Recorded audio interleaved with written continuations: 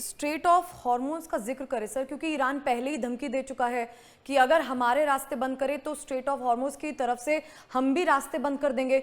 इस पर कितना कंसर्न दिखाना चाहिए और भारत की भूमिका क्या होनी चाहिए? क्या ये कंसर्न की बात है? क्या इससे डरने की जरूरत है? अगर ईरान ने कॉरिडोर के जरिए रास्ते बंद कर दिए और वहां से आने वाली चीजें बंद कर दी तो कहीं ना कहीं इसका सीधा असर भारत पर भी पड़ेगा। देखिए, बड़ा अच्छा प्रश्न है आपका। इनफैक्ट इसकी शुरुआत होती है, पहले ईरान एक बार धमकी दे चुका 15-20 दिन पहले। और कल, अब देखिए, आज है तारीख 22 तारीख, 25 जुलाई को ईरान का डिप्टी फॉरेन मिनिस्टर मिलेगा ईयू के 3 देशों से। इसमें फ्रांस, जर्मनी और यूनाइटेड किंगडम। E3 कहते हैं इन्हें। E3 देशों से मिलेगा। E3 देशों से जो इनकी मीटिंग होगी, एक यूरोप के पास ऑप्शन है स्नैपबैक सैंक्शंस। यूरोप ने अभी वो इन पे, ईरान पे लगाई नहीं है। यूरोप कहता है कि अगर आप 31 अगस्त तक हमसे आपका हिसाब किताब नहीं बैठा, अगर आपने ये न्यूक्लियर वूक्लियर वाला काम नहीं रोका, तो हम आप पे स्नैपबैक सैंक्शंस लगाएंगे। अब स्नैपबैक सैंक्शंस लगने का मतलब है करीब करीब $30 बिलियन का जीडीपी ईरान का उड़ जाएगा। अब ईरान का जीडीपी कितना चाहिए? ईरान का जीडीपी है $431 billion as per last given figures.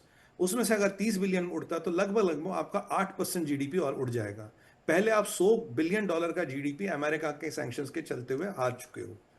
अब ईरान कहता है कि जी मैं मीटिंग के लिए तो आऊंगा 25 को, अगर मेरा यूरेनियम एनरिचमेंट पे सवाल लगाए तो मैं ये आपकी मीटिंग नहीं मानूंगा, और अगर आपने स्नैप सैंक्शंस मुझ पे लगाए तो ना मैं आईईए को अंदर आने दूंगा, ना मैं आपको बताऊंगा ईरान के अंदर क्या हो रहा। हम ईरान को ब्लैक बॉक्स बना देंगे और हम स्ट्रेट ऑफ हॉर्मोज को बंद कर देंगे। कल की धमकी जी, लेटेस्ट। जी। अब स्ट्रेट ऑफ हॉर्मोज की बात करें, भारत का करीब करीब 40% तेल जो है, क्रूड ऑयल, खनिज मतलब कच्चा तेल, वो स्ट्रेट ऑफ हॉर्मोज से आता है। अगर स्ट्रेट ऑफ हॉर्मोज बंद हुआ तो भारत के पास स्ट्रेटेजिक ऑयल रिजर्व्स तो हमने बढ़ा दिए, मैसूर में इधर उधर हमने काफ़ी बढ़ा दिए। एक टाइम में 9 दिन के होते थे, अब काफ़ी दिन के हैं। अब वो पूरी साहब बताएंगे कितने दिन के, मेरा काम नहीं है वो बताना, क्योंकि वो राष्ट्रीय सुरक्षा का विषय। पर मुझे पता कि काफ़ी हमने बढ़ा दिए, क्योंकि रशिया से काफ़ी हमने तेल लिया था, सस्ता तेल लिया था, और हमने काफ़ी बढ़ा दिए वो। अब पहली देखिए, 10, 15, 20 दिन तक तो कोई हमें फर्क नहीं पड़ता, but Iran straight of Hormuz को केवल 72 घंटे तक बंद कर सकता है।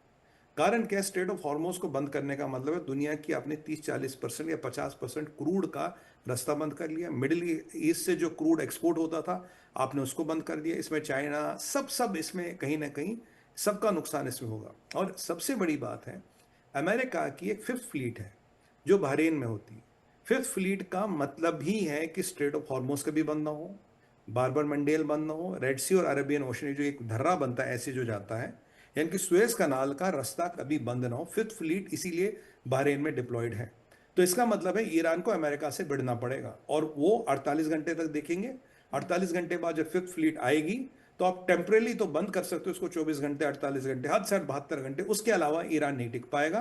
बट उसमें क्या होगा, अगर ईरान को अपनी पूरी नेवी का स्वाहा करना है तो वो अमेरिका से भिड़े, और इसमें संभवता है कि इसमें और भी लोग भिड़ेंगे। और मैं चाहता हूं, मेरा ये मानना है कि भारत को भी एक्टिव पार्ट लेना चाहिए, क्योंकि इसमें भारत के भी इंटरेस्ट को आप डायरेक्टली हर्ट कर रहे हो।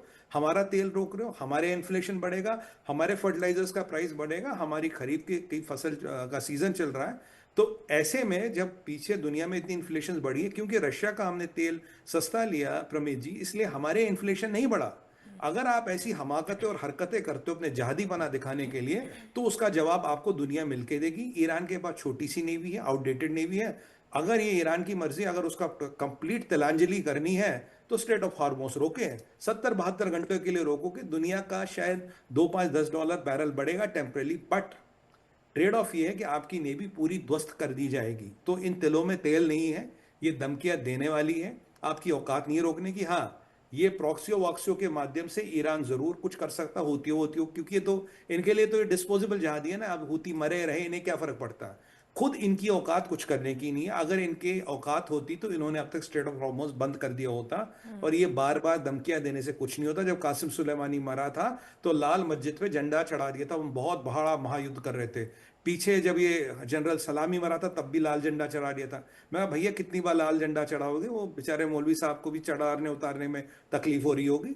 तो ये वाली बातें हैं कि ये कहने की बातें, आप दुनिया की माइट से नहीं भिड़ पाओगे। हमारे भी 2-3 युद्धपोत वहां होते हैं, और मैं चाहता हूं कि भारत इस मिशन को लीड करें। और भारत छोटी इकोनॉमी नहीं है जी, वर्ल्ड की तीसरी बड़ी इकोनॉमी होने वाले हैं हम। और बाय पीपीपी हम $15 ट्रिलियन की इकोनॉमी है।